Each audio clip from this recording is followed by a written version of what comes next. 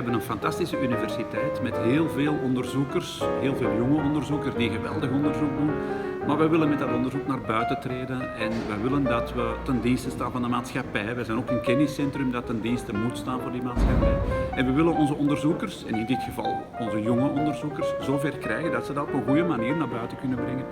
Is het daar meer nodig is om te leren, dan moeten andere middelen ingezet worden. Gaat inwerken en dat eiwit, dat hebben we gezien dat dat eigenlijk heel hoog tot expressie komt in longkankerpatiënten.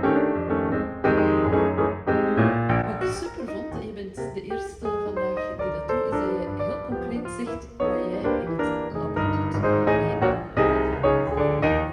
Nee.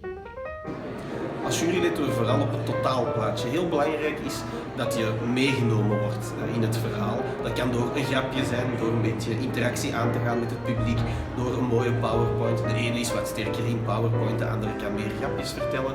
Maar het totaalplaatje moet kloppen en het belangrijkste is dan echt dat we meegenomen worden van de eerste seconde tot de laatste seconde.